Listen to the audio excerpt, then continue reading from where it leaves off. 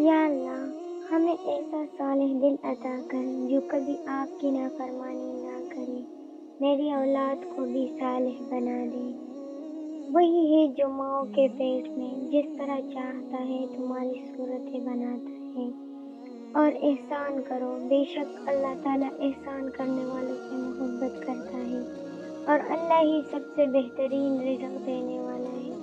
آپ اپنے رب کے حکم کے مطابق صبر کیجیے، وہی تو ہے جو ماں کے پیٹ میں جیسی چاہتا ہے تمہاری صورتیں بناتا ہے۔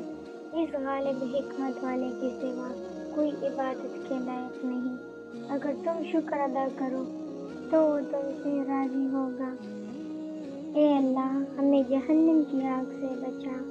یہ جو لوگ باتیں کرتے ہیں تم ان پر صبر کرو۔ اے میرے پروردگار مجھے ایک بیٹا عطا کر جو صالحین میں سے ہو۔ اللہ میرے بابا کو معاف کر دے، دعا کی جیسے کوئی دعا نہیں۔ اللہ کے رنگ سے بہتر کس کا رنگ ہو سکتا ہے؟ اور اپنے رب کے لیے صبر کرو، اور میرے لیے میرے کام کو آسان کر دے۔ جو خاموش رہا اس نے نجات پائی، اور اپنے رب ہی سے دل لگاؤ۔ بات چیت شروع کرنے سے پہلے سلام کیا کرو۔ جو معاف کر دے اور صلاح کر دے تو اس کا اجر اللہ کے ذمہ ہے۔ اللہ سے ڈرتے رہو۔ میں اپنی پریشانی اور غم کی فریاد صرف اللہ ہی سے کرتا ہوں۔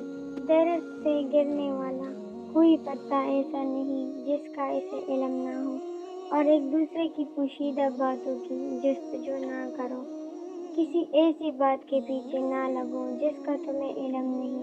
یقیناً کان، آنکھ اور دل ہر ایک کے بارے میں تم سے سوال کیا جائے گا۔ اور اللہ سے ڈرتے رہو، اپنے آپس کے تعلقات درست رکھو۔ اے اللہ بے شک آپ غفور درگزر کرنے والے مہربان ہیں اور معاف کرنا پسند کرتے ہیں، بس مجھے بھی معاف فرما دے، اور میں اپنا معاملہ اللہ کے سپرد کرتا ہوں۔ یقیناً اللہ کی رحمت نیک لوگوں سے قریب ہے۔ بے شک اللہ جس کا چاہتا ہے رزق کشادہ کرتا ہے، اور جس کا چاہتا ہے تنگ کر دیتا ہے۔ اس نے زندگی اور موت کو پیدا ہی اس لیے کیا کہ تمہیں آزمائے۔ جو ذرا برابر بھیڑچائی کرے گا وہ اسے دیکھ لے گا۔ قیامت کے دن کوئی بوجھ اٹھانے والا دوسرے کا بوجھ نہیں اٹھائے گا۔ اللہ انسان اور اس کے دل کے درمیان حائل ہے۔ تمام تعریفیں اور شکر ہر حال میں اللہ کے لیے۔ بے شک ہم کسی نیک عمل کرنے والے کا اجر ضائع نہیں کرتے، اور اللہ صدقات کی نشوما کرتا ہے۔ وہ اپنی رحمت سے جس کو چاہتا ہے خاص کر لیتا ہے، اور اللہ تعالیٰ بڑے فضل والا ہے۔ تمہارا رب خوب جانتا ہے کہ تمہارے دلوں میں کیا ہے۔ بلا شبہ اللہ تعالیٰ متقی لوگوں سے محبت رکھتا ہے۔